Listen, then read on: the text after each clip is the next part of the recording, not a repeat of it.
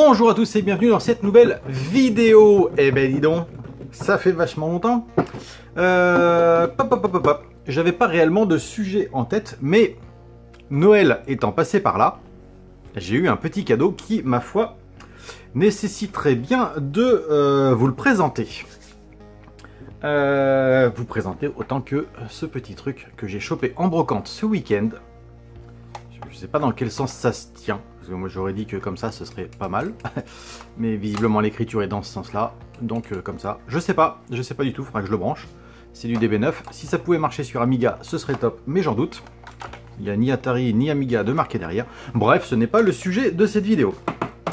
Le sujet, c'est ça, c'est ce Plastic Welding Gun. Non, ce n'est pas un pistolet de soudure en plastique, mais un pistolet de soudure à plastique. Je crois que j'avais déjà traité le sujet dans une vieille vidéo que j'avais montré comment ressouder du plastique avec un fer à souder, en fait, avec une panne large, et en découpant des morceaux de plastique que l'on refait fondre dans les fissures pour le recomposer. C'est comme ça que j'avais appris il y a au moins 20 ans à réparer des carénages de moto. Je pense que c'est plus du tout d'actualité, puisque désormais on a cette petite bête. Alors, hop, je l'ouvre en même temps que vous. Attention à toi, Hello. Donc à la base, bon, c'est représenté comme étant un outil pour ressouder les plastiques de pare-choc. On a différents types d'épingles, mais mieux qu'une longue explication, une courte démonstration. Ça, ce sont les épingles. Et je crois qu'il y en a aussi là. Ok. Ça, c'est le pistolet, une pince coupante et un cutter tout droit sorti de Wish.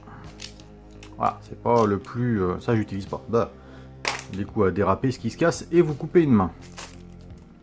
Pince coupante qui n'a de coupante bah, que le nom. Hein. Il y a de grandes chances que ça, c'est pareil. Ça ne dure pas longtemps.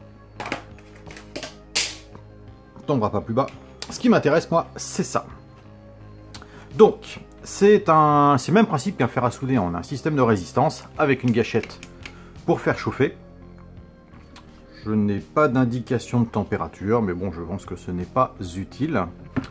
Et donc, on va prendre une grosse épingle, ce sera plus facile à filmer. Voilà comment ça se présente. On a ce système de S avec deux petits picots dessus. Donc bien évidemment, les picots se mettent à l'intérieur du fer.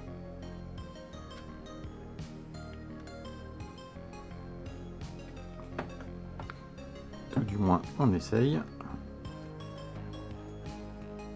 Ah bah non, ça va pas l'air d'aller plus loin que ça. Hop. Voilà, on appuie sur la détente et ça vient faire chauffer en fait cette partie métallique. L'idée, c'est que cette partie métallique, une fois qu'elle est chaude, elle va s'incruster dans le plastique. Voilà. Une fois qu'elle est incrustée, qu'elle est bien rentrée dedans, on retire le pistolet. Dans le plastique va donc rester cette armature métallique que l'on voit là. Et il ne reste plus après, avec la super pince coupante, que de couper ce qui dépasse, et pourquoi pas de limer derrière. Voilà, je pense que c'est pour du gros plastique parce qu'on est sur quelque chose d'assez épais, mais il existe bien évidemment plusieurs tailles, plusieurs formes, plusieurs angles, puisqu'on peut voir sur la fiche que sur les petites... voilà, en fait ici on a le schéma de soudure, et ici on voit qu'on peut faire des angles à 90 degrés, intérieur, extérieur, et puis après on coupe les petites pattes. Donc, je ne l'ai pas utilisé, je ne sais pas du tout réellement comment ça marche. J'avais découvert ça sur un short YouTube, il me semble. Donc on va voir ensemble ce que ça donne. Et quoi de mieux pour faire ce test que d'utiliser un des pires plastiques qui a été utilisé dans micro-informatique dans les années 90. Le plastique d'un Atari. Et ouais! Toute personne qui aura eu un jour un Atari dans ses mains s'est rendu compte que le plastique était vraiment extrêmement cassant. C'est un plastique qui est très dur. Contrairement à l'Amiga qui a un plastique qui est très souple, hein, on arrive à le déformer sans le casser. L'Atari, ça ne pardonne pas. En plus, il manque ici des pieds. Donc ça a dû le contraindre, il n'a pas aimé. On a tous les supports de vis avec filetage qui ont explosé ici. Ça se répare à la glu et à la... bicomposant que l'on appelle aussi la... c'est pas la cyano, c'est l'araldite. Ça doit être la marque, comme sopalin. Bref, l'idée, ça va être d'utiliser le fer, le pistolet donc, pour arriver à ressouder les parties qui sont là. Donc il faut arriver à faire rentrer les parties métalliques qu'on a vues tout à l'heure, une fois qu'elles sont chaudes, dans le plastique pour consolider la fabrication. Alors ici ce sera relativement simple, puisqu'on a une surface qui est plate. Par contre, à ce niveau-là, je ne sais pas lequel on va utiliser. On va voir ça ensemble. Donc pour ce faire, je vais changer de pied de caméra de façon à filmer la réparation. Et on va utiliser, voilà, je vais utiliser une agrafe médium. Et donc on va essayer de la souder sur du plat ici. Bien, je viens de mettre l'embout dans le pistolet. Alors ils disent qu'il faut chauffer 5 secondes. J'ai pas l'impression que c'est chaud. Oh, d'accord. Alors on va positionner donc cette partie-là. Je précise que la première soudure va servir de maintien pour le reste. Donc j'aimerais qu'elle soit voilà, pas trop mal. Donc on chauffe 5 secondes. 1, 2, 3, 4, 5. Et effectivement c'est chaud. Mon doigt est derrière. Hop. Ok.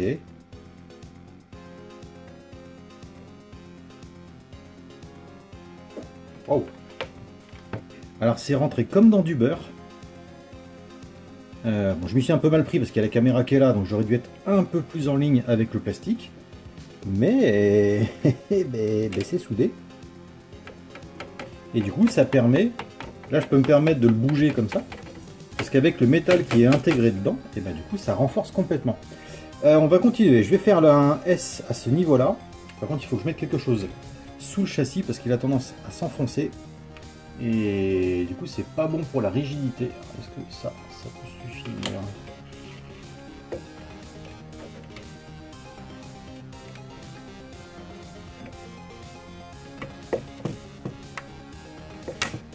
C'est pas évident à maintenir en place. Il faudrait que je fasse voilà.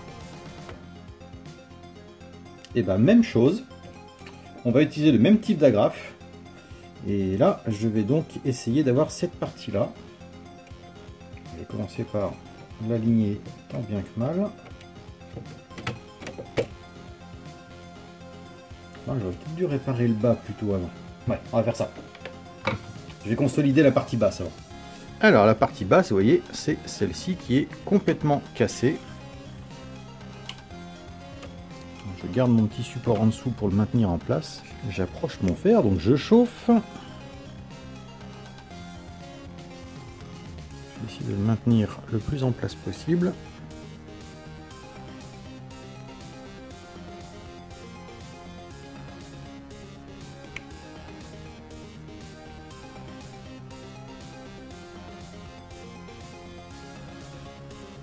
Ok.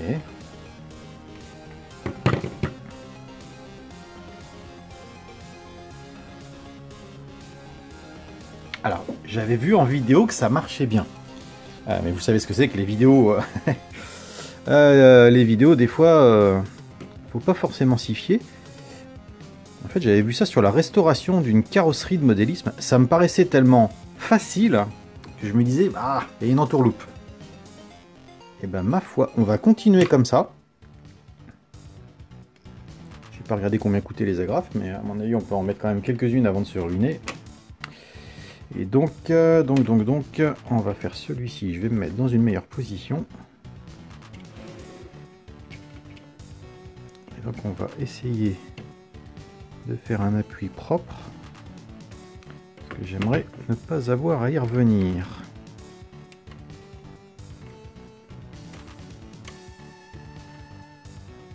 C'est pas mal. Par contre, je pourrais pas faire les deux en même temps.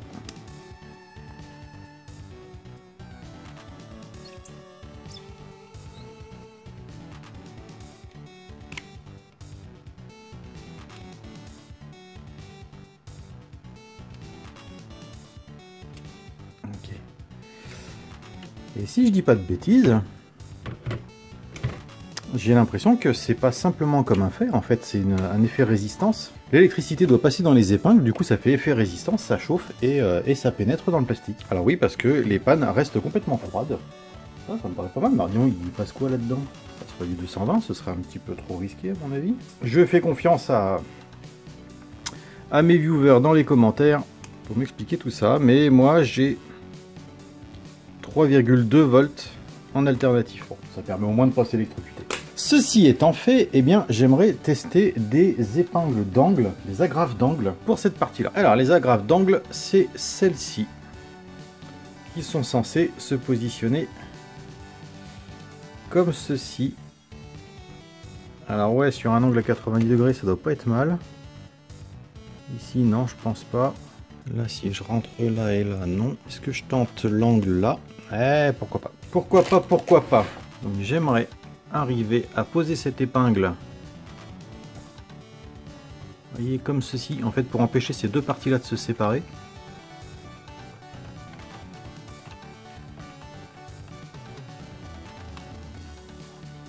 Je pense que c'est possible, mais pas facile. Il faudrait que j'arrive. Ouais,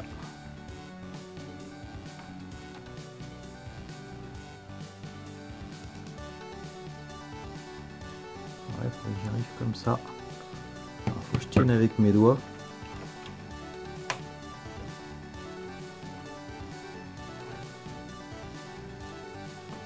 Je vais essayer de pas me brûler surtout. Alors, on chauffe. Je travaille de la main gauche, désolé, je tremble. Ok, ah merde, ah flûte.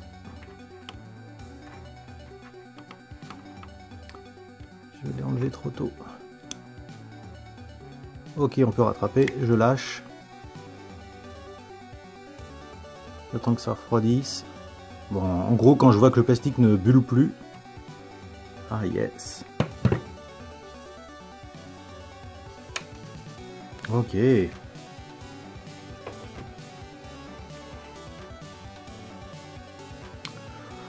Ok, ok, et bah superbe cadeau. On va faire la suite. Alors, je vais essayer de mettre la caméra comme il faut. Hop, on va faire ça, ça, ça. Et donc, eh ben, on va mettre la suite. On va renforcer cette partie-là. Donc, pas avec mes gros doigts. On va renforcer cette partie-là, ici. Alors, avec un angle, ce serait pas mal. Renforcer ici avec un S. Renforcer ici avec un S, puisqu'on avait une réparation qui avait déjà été réparée. Et on a une belle casse ici. On va voir comment on se débrouille, parce que ici, on a un plot pour les filetages. Bien comme on vient de le voir, eh ben, c'est déconcertant de facilité. J'ai donc mis un point de collage, donc 1, 2, 3, 4, 5, 6, 7, dont un dans l'angle. On peut voir qu'on ça craque, pas évidemment parce que les deux parties plastiques ne sont pas collées, mais ben, ça bouge pas, et je pense que ça ne rebougera pas. On va regarder ce que ça donne de l'autre côté. Et ben c'est très correct. Je pense qu'on pourrait gratter un petit peu pour l'esthétique, hein, vraiment pour l'esthétique. Une petite bavure de colle bien évidemment ici. Mais sincèrement, vu que la coque était vraiment en très très mauvais état, alors on pourrait en remettre un petit point à l'intérieur à ce niveau-là, sous le A du DB9. Sous le A du DB9, donc celui-ci. Pas du tout, sous celui-là. Ouais, donc il faudrait en remettre un ici pour être bien. Pour vraiment consolider, c'est ce qu'on va faire.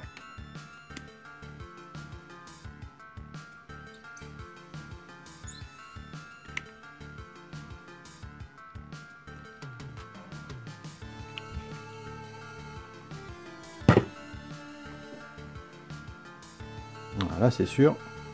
Ça ne bougera plus. Bon, ben tout ça. Alors maintenant, est-ce que ça se coupe bien? On va utiliser la pince qui est fournie avec, parce que la finition, ça compte aussi. On va le prendre vraiment sur. On va pas le prendre sur le bout, on va le prendre là. Ah oui, quand même.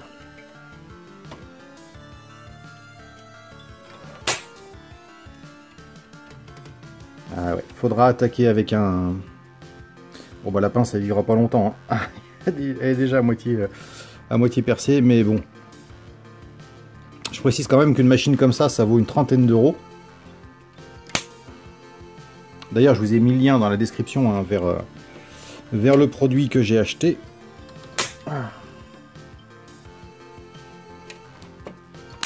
Mais à mon avis, il faudra jouer du Dremel pour faire quelque chose de vraiment propre. Mais niveau réparation,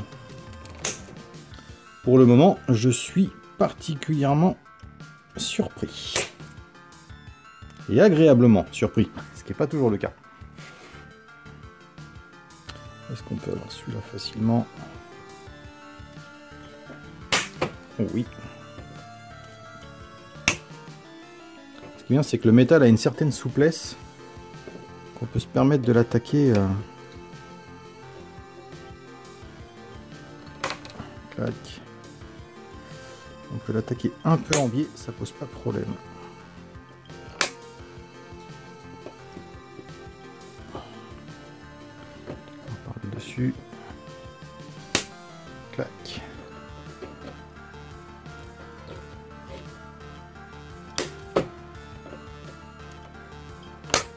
Ok. Et ben ça, c'est franchement parfait. Ça va nécessiter un petit coup de Dremel. Bon, mon Dremel est dans mon atelier, donc je vais pas le sortir maintenant, mais vous voyez le principe. Pour essayer de nettoyer les petites parties métalliques qui ressortent. Et puis éviter, bien évidemment, de faire un court-circuit avec une partie qui est électrifiée. Passons à la partie supérieure qui est cassée, elle aussi. Ah, elle n'est pas cassée dans un angle facile. Il va falloir la maintenir comme ça. Et comment on peut faire? Si j'utilise ça, c'est trop gros. Si j'utilise ça, c'est trop petit. Si j'utilise ça, c'est pas du tout adapté. Si j'utilise encore ça, est-ce que ça passe? J'ai ma petite idée sur une autre manière de l'utiliser. Ça me paraît...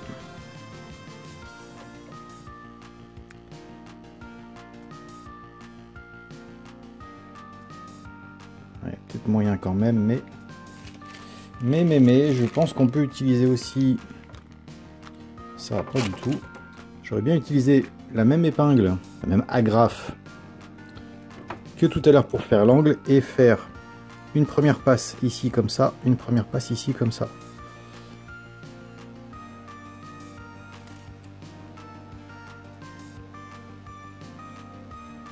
Parce que ça me paraît un peu...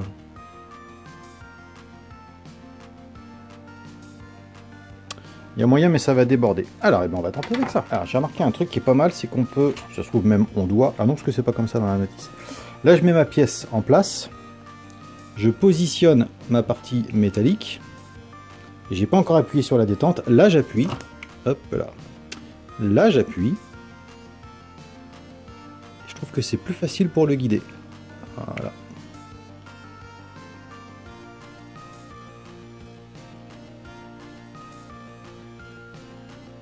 C'est exactement ce que je voulais faire. Tac, et on va maintenant passer avec une autre agrafe de ce type. Et puis le fait que la pointe du pistolet ne chauffe pas, c'est vraiment agréable. On a tous, en utilisant un fer à souder posé par on a tous avec un fer à souder posé par inadvertance nos mains sur la panne brûlante. En tout cas, moi, ça m'est arrivé un sacré paquet de fois. Hop, et là, ça ne risque pas d'arriver. Alors, on refait la même ici.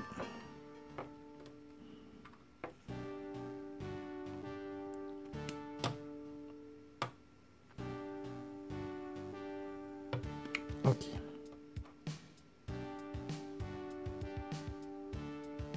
Je ne touche à rien. Ok, c'est refroidi. Heureusement, c'est des plastiques qui refroidissent très vite.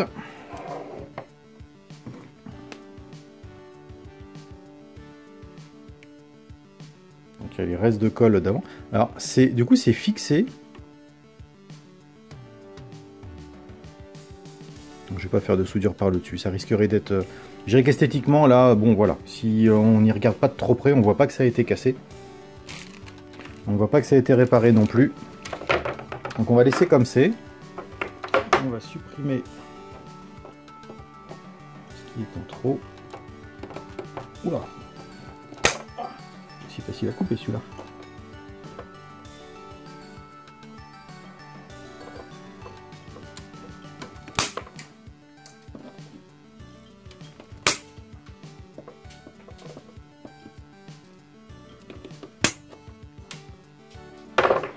Bon là pareil, il faudra finir au Dremel pour enlever les petites parties qui dépassent, mais c'est pas mal du tout, hein. J'y mettrai bien quand même un petit autre bout. Est-ce que je peux mettre ça? On va essayer. Tout, on est là pour tester. On va essayer de rajouter une partie dans le sens de la casse. Pardon, dans le sens opposé de la casse. Enfin, à 90 degrés, quoi. Dans ce sens-là. On va essayer de la rentrer là. Et je vais essayer d'aller au jugé, choper le plus de plastique possible.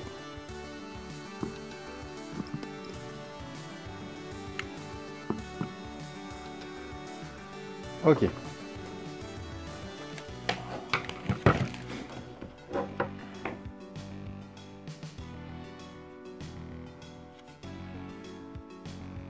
Ah, là, ça a l'air beaucoup plus solide.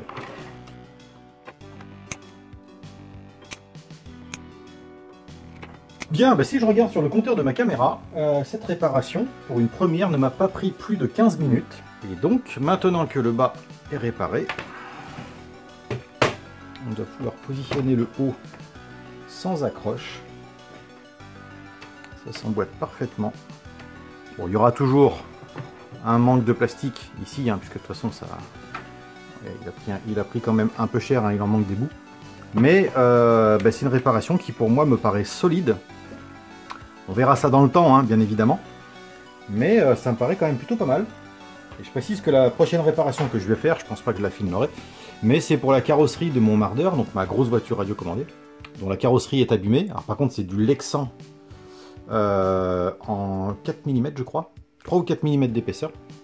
On verra si ça marche aussi. Voilà, c'était une petite vidéo de fin d'année, j'allais quand même pas vous laisser comme ça jusqu'à l'année prochaine. Donc vous avez une petite vidéo sur la réparation plastique, ça peut très bien marcher pour la plupart de nos consoles, micro, ordinateurs et tout ce qui est plastique en général. Le lien Amazon est dans la description de cette vidéo. Et puis, ben, pour ma part, je vais vous souhaiter une très bonne année 2025. Oh, je t'avais pas vu toi. Oh, vilain. Ce n'est pas fini, l'année 2024 est encore en cours. Hop, hop. Eh bien, même chose. Hop, on voit que la cassure est ici. Eh bien, ça se positionne tout seul. Est-ce qu'on va l'avoir comme ça? Moi, je dirais oui.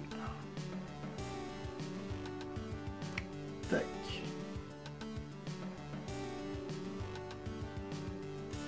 Hop là. Du coup, c'est bien aligné à l'extérieur. Et il n'y a plus qu'à couper les pattes à l'intérieur. Clac.